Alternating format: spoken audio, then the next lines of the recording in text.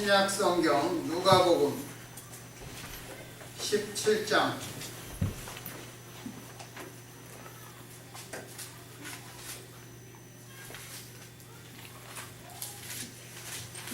11절에서 19절입니다. 신약 성경 125페이지 누가복음 17장 11절에서 19절 예 말씀을 읽겠습니다.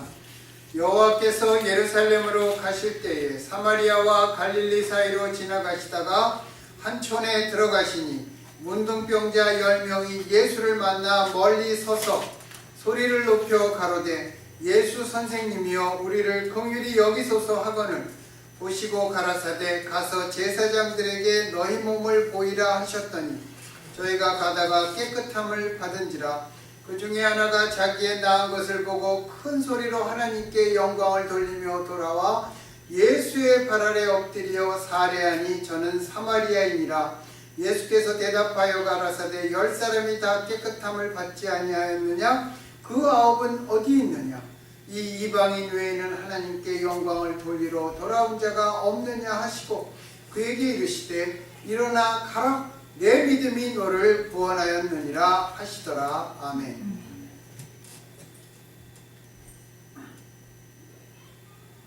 다음 주일이 추수감사 주일입니다. 그리고 그 다음 주일 12월 1일은 대강절입니다. 대강절, 애드번트라고 해서 예수님의 오심을 기다리기 시작하는 날입니다.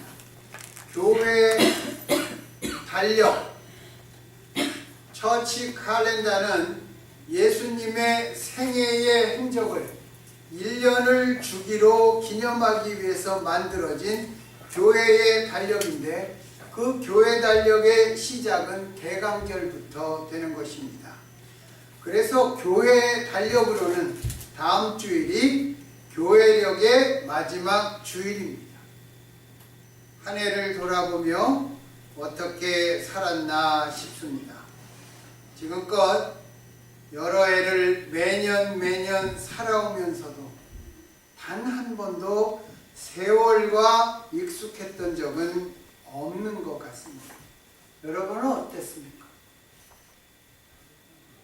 한 해 동안 어려움과 아픔도 있었지만 이렇게 살아가도록 함께하여 주시고 돌보아 주시는 하나님의 은혜에 감사드립니다. 가정과 교회에서도 수고하신 분들께도 감사드립니다. 한 해 동안 주님을 사랑하셔서 우리 교회를 섬기고 봉사하신 모든 분들께 교회의 주님이신 우리 주님의 은혜와 복이 가득하기를 축원합니다. 데이비드 소퍼 박사라는 분이 있는데 데이비드 소퍼 박사가 쓴 피할 수 없는 하나님 그런 책이 있습니다. God is inescapable 그런 말인데 그 사람이 쓴 글이 교도소와 수도원의 차이라는 글입니다. 거기서 교도소와 수도원의 차이에 대해서 그 사람은 불평과 감사 그거 두 가지만 얘기했습니다. 불평과 감사의 차이는 근본적으로 감옥과 수도원의 차이다. 이것은 사실로서 의심할 여지가 없다. 감옥에 수감된 죄수들은 깰 때마다 불평한다. 그러나 죄수가 감사함으로 성도가 되는 때에는 감옥이 수도원이 된다. 반면에 성도가 감사를 포기할 때 수도원이 감옥이 된다. 그렇게 썼습니다. 데이비드 소퍼에 따르면 교도소와 수도원의 근본적인 차이는 단 한 가지입니다. 불평과 감사에 있다는 것입니다. 교도소의 수감자들은 불만을 품고 늘 탈출을 꿈꾸지만 수도원의 수사들은 하나님께 깨어있는 모든 순간을 감사로 보낸다는 것입니다. 그러므로 죄수가 감사하면 아무리 교도소라 할지라도 수도원이 되는 것이고 수도사들이 감사를 중단하면 수도원도 교도소가 된다는 것입니다. 감사는 자유인의 습관이고 불평과 불만은 노예의 습관입니다. 그래서 삶을 감옥처럼 사는 사람이 있고 삶을 수도원처럼 사는 사람이 있습니다. 오늘날 대한민국의 정치를 신문 기사를 읽어보면 거기에는 정치판에는 수도원이 없는 것 같아요. 다 불평과 불만, 남의 잘못만 지적하는 모습이 있습니다. 그런 것을 보면서 오늘 우리는 교도소 안의 죄수들처럼 항상 불평하고 살고 있는지, 아니면 수도사들처럼 순간순간 감사하며 살아가고 있는지 우리 자신을 돌아볼 일입니다.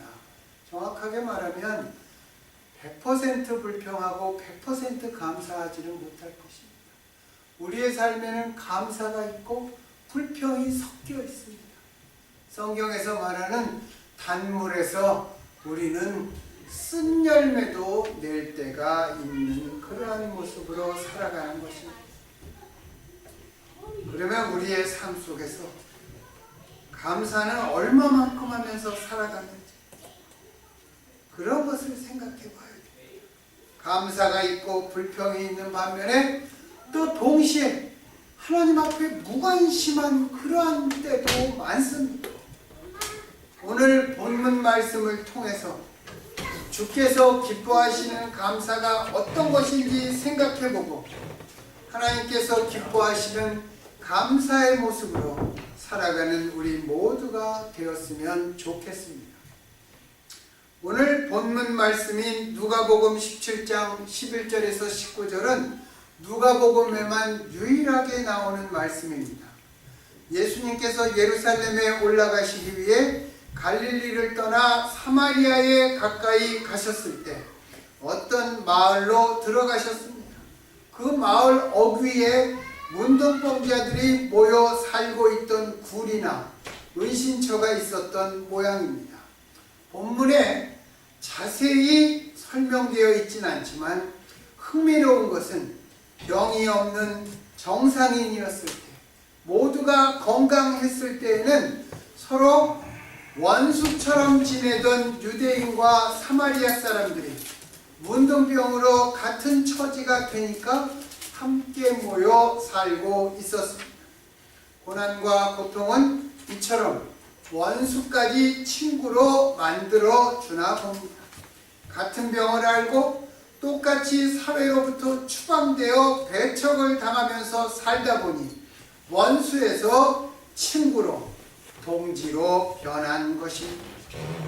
서로 간의 공통적인 불운에 처하게 되면 인종이나 민족적인 장벽 따위는 무너져버리는 모양을 봅니다.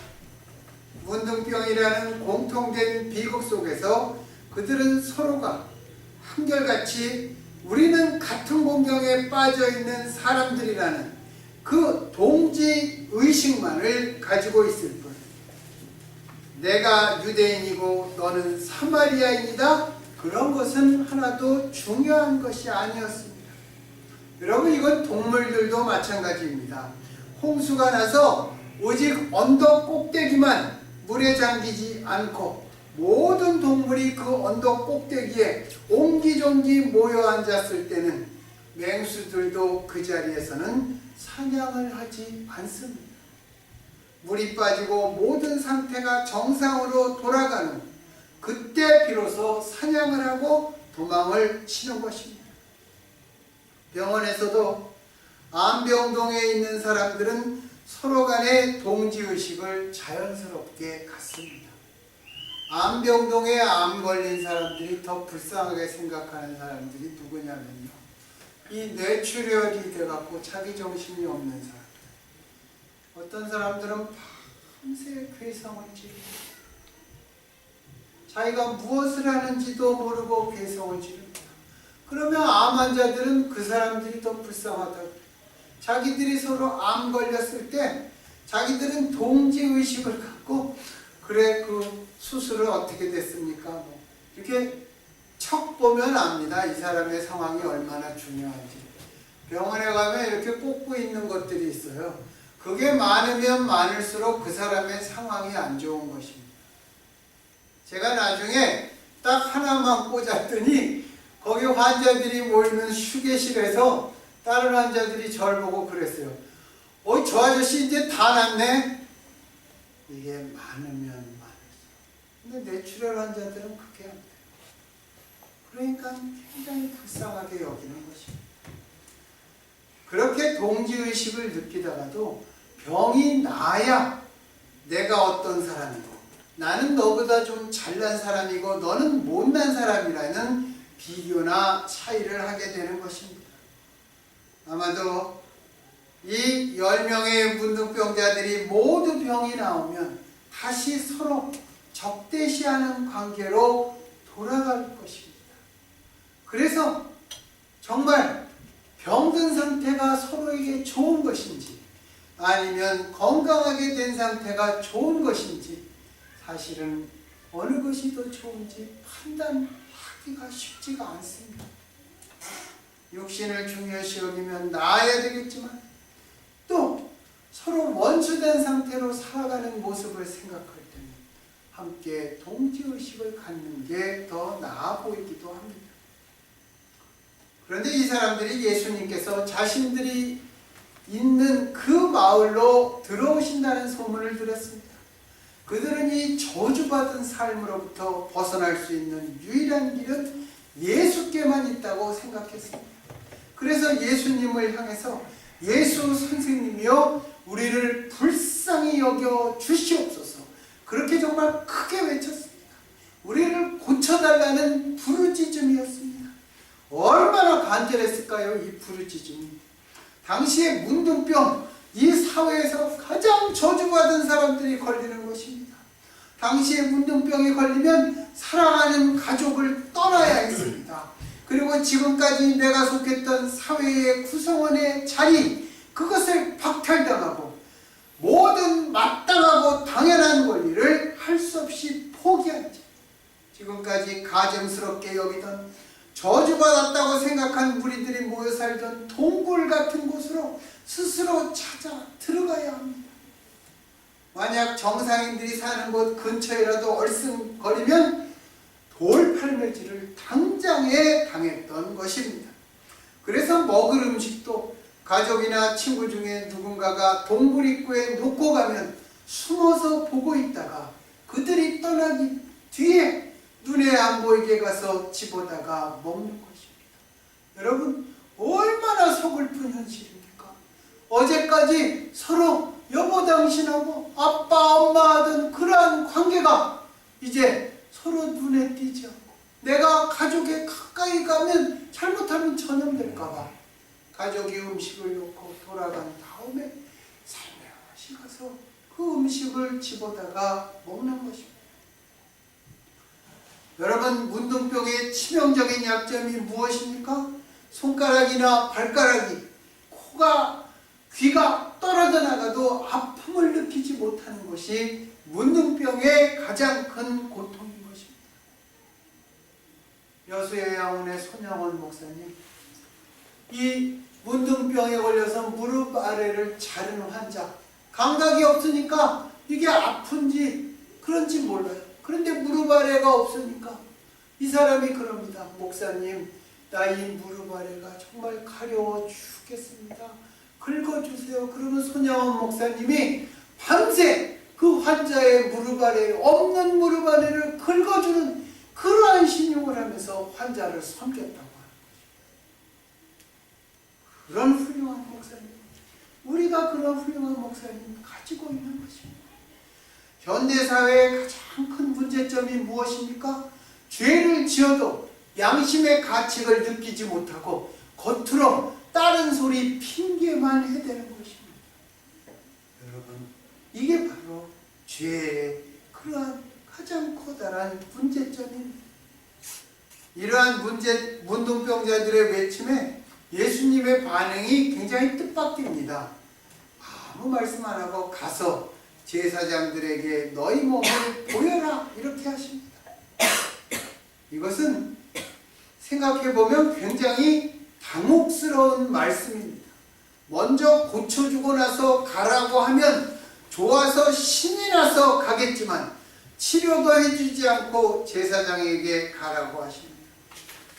종양으로 얼룩진 피부에 아무런 변화도 일어나지 않는데 무작정 가라고 하시니 만약에 우리 같으면 그 말씀을 들어야 하는지 말아야 하는지 매우 혼란스러울 것입니다. 하지만 10명의 문둥병자들은 순종했습니다. 주님의 말씀에 믿음으로 순종을 한 건지 아니면 지푸라기라도 잡고 싶은 심정으로 그렇게 한 건지 모르겠지만 어쨌든 그들은 예수님의 말씀대로 행했습니다. 여러분, 주께서 우리에게 말씀하십니다. 성경을 통해서 말씀하십니다. 당장 내 손에 주어진 것이 없고 내 눈에 보이는 것이 없지만 그 말씀을 믿고 우리는 살아가야 하는 것이 바로 믿음입니다. 여러분, 그게 바로 우리가 가져야 되고 예수님께서 기뻐하시는 믿음입니다. 그렇게 제사장에게로 정말 길을 가다가 모두 다 고침을 받았습니다. 얼마나 좋았을까요? 모두 눈물을 흘리며 펄쩍펄쩍 뛰며 감격했을 것입니다. 이 기쁜 소식을 전하려고 어떤 사람은 부모를 향해 달렸을 것이고 어떤 사람은 아내와 자식을 향해 달렸을 것이고 어떤 사람은 제사장에게로 달려갔을 것입니다. 이 중에 누가 잘못했습니까? 그 누구도 잘못했다는 생각은 들지 않습니다. 그러나 우리의 믿음의 자리가 바로 여기에 있다고 우리는 봐야 합니다. 그리스도인들은 아직 아무것도 달라진 것이 없어도 보지 못하여도 주의 말씀에 순종해서 신앙의 길을 가는 것입니다. 여러분, 이게 믿음입니다. 내가 가지고 있는 병이 낫지를 않아도, 내가 처한 어려운 상황이 더 좋게 바뀌질 않아도, 기도를 해도 더 힘들어질지라도 예수 그리스도의 말씀을 믿고 그 길을 믿음을 지키며 가는 것이 바로 믿음인 것입니다. 이들은 제사장에게 가는 동안 고름이 그치고 딱지가 떨어지는 신기한 기적을 체험했습니다. 여러분, 문둥병 환자들 보신 적 있으세요? 제가 예전에 서산에서 여러 명을 봤습니다. 정말인가 싶어서 봤습니다. 어떤 문둥 환자는 코가 없어요. 그리고 거기 모인 사람들이 여기다가 다 헝겊을 감고 있는데 손가락에다가 자세히 보니까 이 손가락 끝에 마디가 없어요. 아마 발가락도 그럴 것입니다. 그 사람들이 이렇게 모여 앉아서 동냥합니다. 어떤 지나가는 사람이, 그 문둥병 환자가 어떤 지나가는 사람이 담배를 피우고 가니까 아저씨나 담배 한 대만 줘. 이 사람이 이렇게 뭐 자기에서 꺼내서 새로운 걸 이렇게 줄 수도 있겠지만 피던 담배를 그냥 휙 집어 던졌습니다. 가까이 가기 싫으니까. 그러니까 그 대여섯 명이나 되는 문둥병자들이 그걸 서로 집어서 피우려고 자기들끼리 싸움하고 막. 그럴 때 보니까 이 손가락이, 그랬던 사람들이 걸어가다가 코가 생겼어요. 손가락이 다시 다 나고 여기에 고름이 다 뭉치고 종양 다 없어져. 얼마나 기뻤겠어요. 머리 아픈 거, 이 편두통 아픈 거 정말 기도해서 이게 그것만 해도 얼마나 기쁘고 신기해. 얼마나 좋았겠습니까? 그래서 그들은 모두 자기가 가장 소중하게 생각하는 사람들에게 달려갔을 것입니다. 그런데 그중 한 사람이 제사장에게 가기 전에 예수님께 되돌아왔습니다. 이 사람은 다른 사람들과는 달리 제사장에게 자기 몸을 보이고 자유를 얻는 것보다, 왜? 문둥병이 나았다, 그 판단을 누가 합니까? 구약에 보면 제사장이 하게 되어 있습니다. 그래서 예수님이 제사장에게 가라고 한 것입니다. 그 저주의 병으로부터 자유를 얻는 것보다 이러한 기적의 치료를 해주신 예수님께 감사를 드리는 것이 먼저라고 생각해서 예수님께 혼자서라도 달려온 것입니다. 그런데 이 사람이 누구였습니까? 유대인들이 가증스럽게 여기는 사마리아 사람이었습니다. 오늘 본문에서 예수님으로부터 고침을 받은 문둥병자들은 모두 10명이었습니다. 그러나 사마리아 사람 1명을 제외한 나머지 9은 예수님께 돌아와 감사하지도 않았고 하나님께 영광을 돌리지도 않았습니다. 그들은 자신들이 받은 엄청난 치유, 엄청난 은혜를 잊고 말았습니다. 레위기 13장 45절에서 46절에 보면 이렇게 나와 있습니다. 민수기 5장에도 나와 있습니다. 문둥병자는 옷을 찢고 머리를 풀고 윗입술을 가리고 외치기를 부정하다 부정하다라고 말해야 했습니다. 그리고 정상인 사람들과는 적어도 50m 정도는 떨어지고 격리되어 진이나 성 밖에서 살아야 했습니다. 여기서 옷을 찢고 머리를 풀고 입술을 가리는 행위는 모두 자신을 죄인이라고 일종의 바깥에 선포하고 비하시키는 하나의 표현입니다. 어떻게 문둥병이 걸렸는지, 이 사람들이 어떻게 문둥병자가 되었는지 그것은 기록이 없습니다. 예수님 당시에는 문둥병이 참으로 흔한 병이었다고 합니다. 문둥병은 호흡기 전염으로 전염되는 병입니다. 설령 요즘은 약이 좋아져서 문둥병이 탁 걸린 그 순간 어떤 주사를 탁 맞으면 그 주사 한 방에 그 사람이 문둥병을 전염시키는 그 균의 99%가 죽어버린다고 합니다. 그래서 우리 한국의 소록도에 문둥병자들이 있지 않습니까? 거기 가서 봉사하는 사람들은 문둥병에 전염될 위험이 거의 없다는 것입니다. 그리고 전 세계적으로도 95%의 인류는 자연적으로 문둥병에 대한 면역과 저항을 갖고 있기 때문에 요즘은 문둥병이 드문 병입니다. 엄밀히 말하면 이 10명의 문둥병자들은 자신들의 잘못으로 문둥병자가 된 것은 아닐 것입니다. 그럼에도 불구하고 그들은 자신이 부정한 자라고 외치면서 사람들과 격리되어 살아야 했던 것입니다.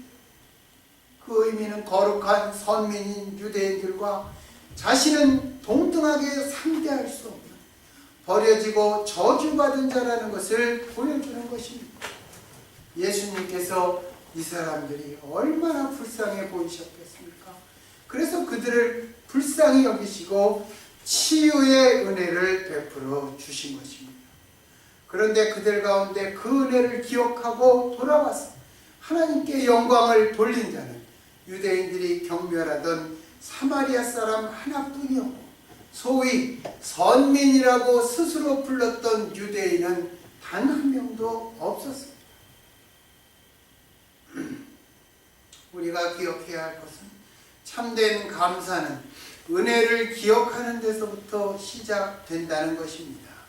그래서 다윗은 시편 103편에서 내 영혼아 여호와를 송축하며 그의 모든 은택을 잊지 말지어다 그렇게 노래했습니다. 우리가 고통 중에 신음할 때는 모두 다 예수님께 나옵니다. 그러나 고침을 받고 건강해지고 평안해지면 주께 나오는 자는 고작 한 사람뿐인 것입니다. 여러분, 우리는 평안할 때 감사합니까? 우리 예수님도 물으셨습니다. 고침을 받은 자가 너 혼자냐? 아니면 왜 너 혼자만 돌아왔냐?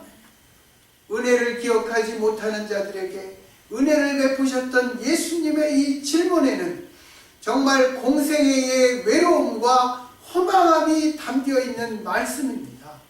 우리는 어떻습니까? 우리도 10명 중에 하나처럼 10분의 1이라도 감사하며 살아가고 있습니까? 우리는 은혜를 기억하는 자리에 항상 나아가야 하는 것입니다. 우리 주께 돌아와 감사를 드려야 합니다. 우리가 인간적인 자격은 전혀 중요하지 않습니다. 내가 목사냐, 장로냐, 집사냐 이런 것, 내가 사회적으로 중요한 위치에 있는 사람이냐, 그것은 전혀 중요하지 않습니다. 여러분, 감사하는 것이 주님 앞에서 우리의 자격이기 때문입니다. 감사만이 주님 앞에서는 우리의 자격입니다. 그렇게 감사해야 비로소 우리는 온전한 은혜를 입은 사람, 온전한 구원을 얻은 사람이 되기 때문입니다. 감사가 하나님께 돌리는 그 영광이 어디서 시작된다고요? 은혜를 기억하는 데서 시작한다면 오늘 우리는 내가 받은 바 은혜를 되새겨 보아야 합니다. 올 한 해 동안 우리의 삶 속에도 분명 감사해야 될 은혜가 많이 있었을 것입니다. 그런데 우리는 그것을 기억하기보다는 또 다른 문제 앞에서 고뇌하고 불평하지는 않습니까? 이 감사한 마음에 앞서 벌써 닥치지도 않은 내년에 대한 염려가 우리의 마음속에 자리하고 있지는 않습니까? 지금은 그런 모든 것을 내려놓고 하나님께 감사를 드려야 할 그러한 시간이, 우리의 기쁨은 하나님께 영광을 돌릴 때 비로소 감사가 되는 것입니다. 우리는 하나님께 영광을 돌리며 그분을 영화롭게 섬기려는 목적으로 지으심을 받은 것입니다. 우리가 지으심을 받은 목적이 무엇이라고요? 하나님께 찬송하고 영광 돌리며 하나님을 섬기려는 그러한 목적 때문에 우리가 창조된 것입니다. 그리고 우리가 구원을 얻은 것입니다. 그 중에 하나님께 영광을 돌리는 많은 것들이 있을 것입니다. 오늘 본문에 그 중에 첫 번째가 감사입니다. 내가 원망하고 불평하고 내가 자랑하면서 하나님 앞에 감사를 돌릴 수 없고 영광을 돌릴 수 없습니다. 그래서 우리는 감사의 예배를 드려야 되고 감사의 찬송을 드리는 것입니다. 이렇게 주일마다 우리가 감사로 정말 하나님 앞에 정말 이 모든 우리의 시간을 마음을 다하고 힘을 다하고 뜻을 다하여 올려드리는 것입니다. 그리고 이 감사하는 믿음으로 살아가야 할 것입니다. 그래서 하나님께서는 이처럼 진정한 감사를 드리는 자에게 온전한 구원을 이루어 주십니다. 19절에 뭐라 그랬습니까? 일어나 가라, 내 믿음이 너를 구원하였느니라. 예수님은 홀로 돌아와 감사하는 사마리아에게 인에게 말씀하셨습니다. 이 말씀은 사마리아인이 단순히 육체만 문둥병에서 치료된 것이 아니라 이제 그의 영혼도 영원한 정말 하나님 나라 영원한 구원을 얻은 천국의 시민이 되었다는 말씀입니다. 예수님께서 10명의 문둥병자들을 고쳐주신 까닭은 단순히 병고침을 주시기 위함이 아닙니다. 그것이 하나님의 은혜임을 깨달아 감사하는 자, 감사하기 위해서 자기 앞에 돌아와 엎드려 감사하는 자에게 하나님 나라까지 선물로 주시기 위함입니다. 그러므로 10명의 문둥병자가 주님을 만나 치료를 받았지만 온전한 구원과 온전한 회복을 입은 사람은 오직 한 사람, 주께 돌아온 사마리아 사람뿐이었습니다. 모두가 똑같은 주님의 은혜를 입었지만 9사람은 육신의 병고침, 일시적인 건강을 얻은 반면 사마리아 사람은 영과 육 모두에서 구원을 얻은 것입니다. 그것이 예수님께서 10명의 문둥병자를 고쳐주신 이유입니다. 만약 우리가 감사하지 않으면 그것은 자랑이 되고 교만이 되는 것입니다. 자랑하는 자에게는 온전한 구원은 없는 것입니다. 그래서 설령 어떤 때는 감사하기 힘든 때에도 우리는 범사에 감사하는 자리까지 나아가야 하는 것입니다. 여러분, 우리가 믿는 신앙의 핵심 결과는 무엇입니까? 하나님 나라에 내가 들어가는 것입니다. 전인적인 구원을 얻는 것입니다. 주님의 말씀이 계십니까? 주님의 말씀을 믿고 우리가 믿음의 삶, 그것을 살아가야 되는 것입니다. 주님의 약속을 기억하면서 정말 주님의 때에 이루어 주실 것을 우리가 믿고 살아가는 것입니다. 그러다가 주님의 역사가 임하시면 감사하고 주님 앞에 엎드려 우리가 그런 믿음까지 나아가 영혼까지 치유되고 우리가 구원되는 믿음, 그것을 얻게 되는 것입니다. 그래서 믿음으로 말미암아 시작하고 감사하고 영원한 구원까지 나아가게 되는 것입니다. 우리 모두 감사와 믿음의 삶을 통해서 정말 하늘에 우리들의 이름이 기록되는 성도가 되기를 정말 이 감사의 계절에 예수 그리스도의 이름으로 간절히 축원합니다. 기도하겠습니다.